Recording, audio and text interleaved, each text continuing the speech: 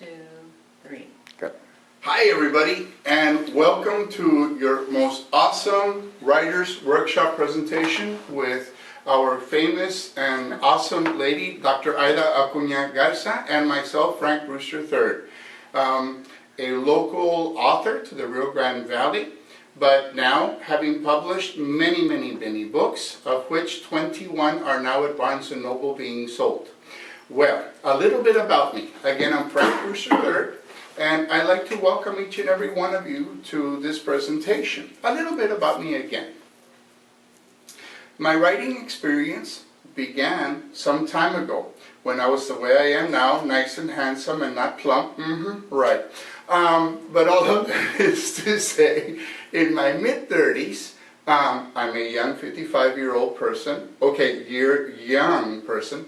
But in my mid-30s, my principal then, Mr. King, said, Mr. Brewster, you need to take this Writing Institute program. And it's called the New Jersey Writing Institute program.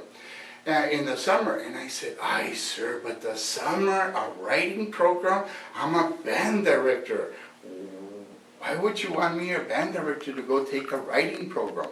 And I remember him saying, well, because I want you to learn more, and I want you to experience more so that we can teach our children at Hidalgo ISD that much more. So I did that summer take this 3-week intensive course. In the middle of this course, it was discovered for me when I was called up to visit with the instructor, and she says to me, Mr. Brewster, can you read what you just wrote a little while ago? And I said, sure. So I did. And then she takes what I had written and she starts writing slants on it. And she says, can you read it again? And I said, sure, why not? And I read it again. Well, at that moment, it was discovered for me that I had rhythm and rhyme. And the instructor says, do you hear that rhythm and rhyme in your writing? Because I see it, as you've been writing these last 2 weeks, everything you've written has rhythm and rhyme, as if you're a poet. And I said, wow, that's pretty cool. I didn't know about that. So all of that is to say that at that point, it was discovered for me that I had something to do with poetry. So my early writings had to do with writing in English and writing poetry and so on and so forth. But somewhere along the line, I discovered, as many of us along the border know Spanish and know English very well, right? Because of our heritage and so on and so forth. A lot of us grew up learning Spanish at home and English at school. Well, all of this is to say that as time had passed, I started writing in Spanish. And I found out that Spanish is a very, for me anyway, a very romantic language, very easy, at least again for me, to write poetry in. And all of that now is to say that I began writing and writing and writing. And the more I wrote, the better everything seemed to get. By the way, I love coffee, so I have coffee down here. And all of that is to say that the more I wrote means the more I practiced. And here we go. You're going to hear me talk about that quite often, the more I practiced. But I practiced writing and writing and writing. And all of a sudden, I started becoming inspired to write of the things that I knew. And this is something that you want to keep in mind, okay? The things that you know most about yourself and about your surroundings are sometimes going to be the best things that you're going to write about. And I'll give you a for instance. And in this for instance, the napkin comes into play. And the napkin, as a matter of fact, and I kid you not, just this morning, napkins are for me, a very powerful tool. And I know I keep saying for me because I don't want you to think that you need to do the same thing too. But use it if it's a great idea for you. Anytime I can get up, I have a thought, whatever it is. Sometimes it's an envelope. The majority of the time it's a napkin because I'm usually eating somewhere. Can you tell? Ay, conchitas. No, not really. That's my mother talking. But anyway, hey, don't laugh too much at my chunky cheeks. But all of this is to say that I have an idea like I had this morning and I start to write. So as you can tell, my napkin's all been crumpled up and what have you. Okay, and this is just from this morning for yet another book that I'm creating. And when the ideas come, I've got to write them, because once they're gone, they're gone. And I'm horrible at remembering. I am not good at remembering. Okay, lots of stuff. So this is awesome for me. The other thing that Dr. Aida, you're going to hear her talk about also, is how to take all this clutter, like this clutter, and how to take all this clutter and put it together to make it become something very important to you that you're going to use. So anyway, I have a little something to show you. And by the way, I usually carry both. Most of the time a pen. The pencil is great because I do a lot of erasing. Some of us do. But the pen, wow, this one usually can write on anything. Especially when I go to certain restaurants where they have the table mat and it's paper. Oh, I love to scribble on all that kind of good stuff. But I have an idea and I put it down on paper. So that's that. Now, let me show you something. Let me show you what it is that I think, or how I think. How I think. I think in patterns. Now, even in this room right now, I see patterns. I see pictures. There are pictures of animals and birds and insects, and I believe that's a dragonfly. And I see patterns. So when I look around, I see rectangles upon rectangles. If you can see a little bit of the frame. And then the wall to me is a rectangle. So there's a rectangle, a big rectangle, and then there's rectangles on pictures. And then of course there's the pictures. And then I see this right here, this something to hold posters up, but yet there's another rectangle, and here's another rectangle. The books are in rectangles. So I start to see rectangles, even the lights. So I see patterns, and these patterns become images in my mind. And then when I start to write, I take these patterns that I write about, but I transfer. Can everybody say, I know, I'm on the other side of the camera. Can everybody please say with me, transfer? A ver, try one more time. Transfer. Oye, pero con ganas, no? One more time. Transfer. There you go. I think I heard you there, all the way from Chicago. Oh, by the way, if you don't already know, I'm in Chicago right now doing a presentation and an exhibition, and I'm out here for a whole week. Woohoo!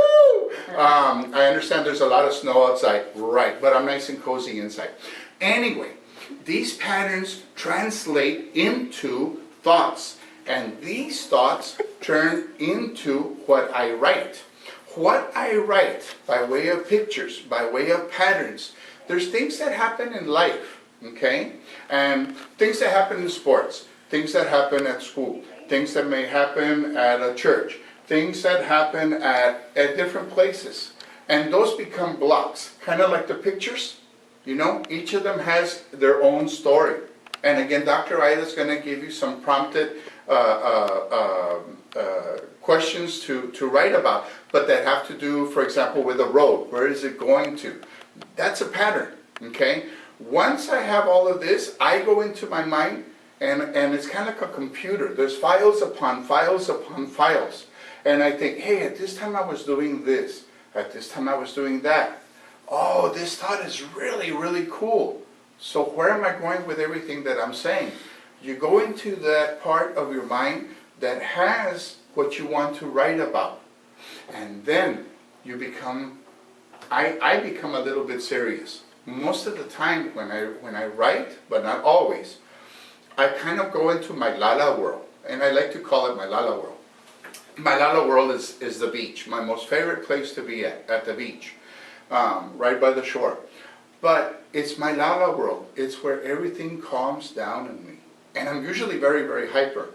But I calm down. Kind of like, woosah, something like that. Okay?